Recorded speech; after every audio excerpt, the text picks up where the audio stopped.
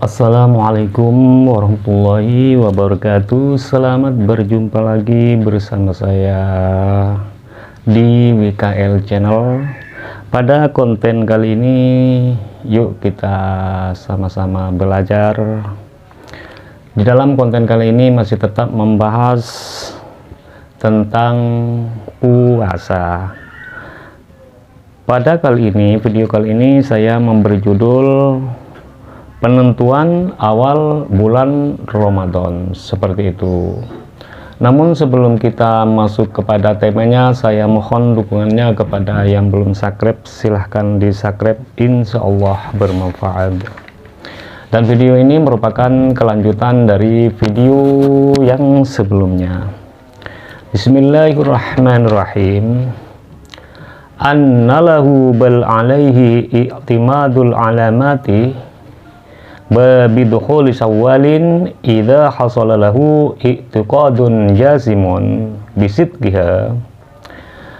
Bahkan hukumnya wajib bagi seseorang yang berpedoman dengan tanda-tanda masuknya bulan Ramadan. Jadi orang-orang yang berpedoman pada tanda-tanda bulan Ramadan, jika ia meyakini kebenaran tanda-tanda itu, maka wajib berpuasa. Kama afta bihi Syekhuna Ibn Ziyadin Hajarin kajam'in muhaddikina, sebagaimana yang telah difatwakan oleh dua anak guru kita yang bernama Ibnu Ziyad dan Ibnu Hajar Al-Haytami. Begitu juga dari pendapat golongan ulama muhaddiqin seperti itu. Wa idza shamu walau bi ru'yati adlin aftaru ba'da salatina, dan apabila penduduk daerah yang ada ketetapan awal bulan Ramadan, awal bulan Ramadan itu berpuasa, sekalipun berdasarkan dengan ru'yah seorang yang adil, maka setelah 30 hari mereka wajib tidak berpuasa. Apabila penduduk daerah yang ada ketetapan awal bulan berpuasa sekalipun berdasarkan dengan ru'yah seseorang yang adil, maka setelah 30 hari mereka wajib tidak berpuasa setelah 30 hari. Wa illam yarawul hilala wa lam yakun waimun likamalil iddati bi hujjatin, sekalipun ia tidak melihat tanggal 1 Syawal serta tidak ada awan di langit, walaupun ia tidak melihat tanggal 1 Syawal karena telah sempurna bilangan 1 bulan berdasarkan hujjah syariah, maka ia tidak wajib berpuasa lagi, seperti itu. Walau shoma biqauli man yathiqu thumma lam yarawul hilala ba'da salatina ma'as sahwi lam yajuz lahul fitru. Jika seseorang melakukan puasa berdasarkan ucapan orang yang dipercayai, lalu setelah 30 hari ia tidak melihat tanggal 1 Syawal, padahal cuaca dalam keadaan bersih atau cerah, maka ia tidak boleh berbuka atau tidak boleh berhari raya kalau tidak melihat tanggal 1 Syawal. Walau raja'a syahidu ba'da syuru'ihim fis shaumi lam yajuz lahum al-fitru. Jika saksi ru'yah mencabut persaksiannya, artinya saksi ru'yah itu mencabut persaksiannya setelah orang-orang berpuasa, terus bagaimana hukumnya dengan orang yang berpuasa? Maka mereka tidak boleh membatalkan puasanya atau tidak boleh berbuka kembali. Kalau sudah berpuasa tidak boleh dibatalkan, walaupun yang melihat ru'ya itu membatalkan.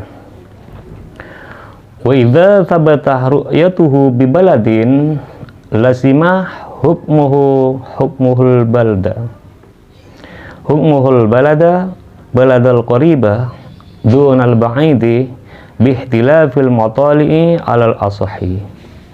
Jika ru'yah telah terjadi di suatu daerah, kalau ru'yah itu sudah terjadi di suatu daerah, maka hukumnya berlaku bagi daerah yang berdekatan dengannya, bukan daerah yang jauh. Jadi kalau ru'yah itu terjadi di suatu daerah yang berdekatan, maka hukumnya berlaku bagi daerah yang berdekatan dengannya. Itu harus ikut kepada daerah yang sudah berpuasa seperti itu, yang sudah melihat ru'yah, bukan daerah yang jauh. Tidak boleh mengikuti daerah yang jauh.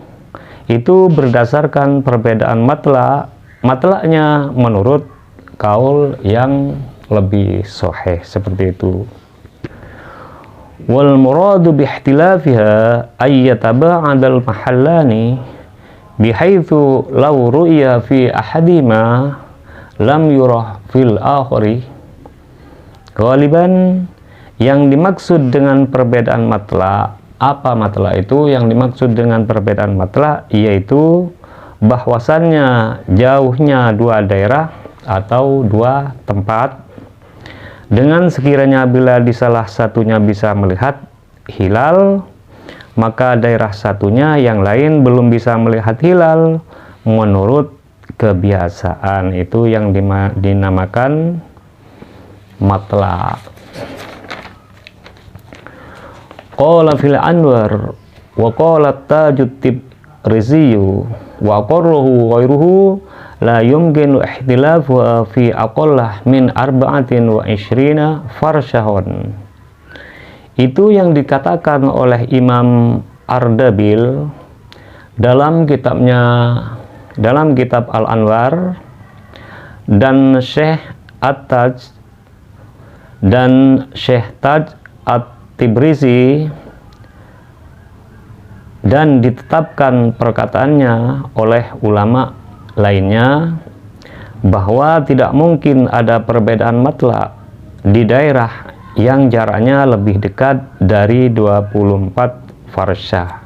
Jadi tidak mungkin ada perbedaan matlak di daerah yang jaraknya lebih dekat dari 24 pos, seperti itu, sama. Wa nabbah Syubki wa tabi'ahu ghairuhu ala annahu yalzamu minar ru'yati fil baladi syarqi ru'yatuhu fil baladil gharbi min ghairi aksin. Imam Syubki dan lainnya ikut serta mengingatkan bahwa sudah barang tentu kalau daerah timur bisa melihat hilal, maka daerah barat lebih-lebih melihat juga, maksudnya, dan tidak sebaliknya. Karena apa? Idzil lailu yadkhulu fil baladis syarqi qablu. Karena apa? Karena malam itu masuk di daerah timur terlebih dahulu sebelum daerah barat malam. Jadi malam di timur dulu baru ke barat. Wa qadiyatu kalamihim annahu mata ru'ya fi syarqin lazima kulla warbiyin bin nisbati ilaihi al-amalu bitilka ru'yati wa in ikhtalafa al-matali'u. Keputusan kalam dari Imam Syubki dan pengikutnya bahwa bila ru'yah bisa dilihat di daerah timur, kata Imam Syubki dan lainnya,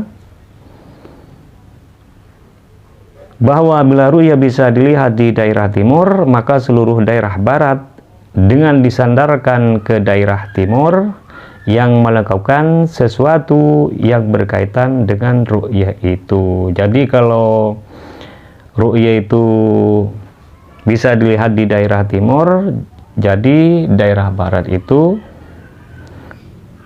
dengan disandarkan ke daerah timur, harus disandarkan ke daerah timur yang melakukan sesuatu yang berkaitan dengan ru'yah tersebut.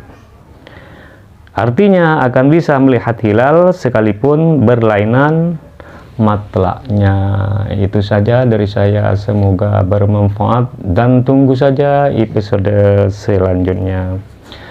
Dan apabila video ini bermanfaat, silahkan di-share di sosial media yang Anda punya dan dibagikan kepada teman-teman yang lain supaya dapat manfaatnya. Dan apabila ada makna-makna atau pemahaman yang kurang pas atau kurang jelas dari konten ini, saya mohon maaf. Ihdinas shiratal mustaqim. Assalamualaikum warahmatullahi wabarakatuh.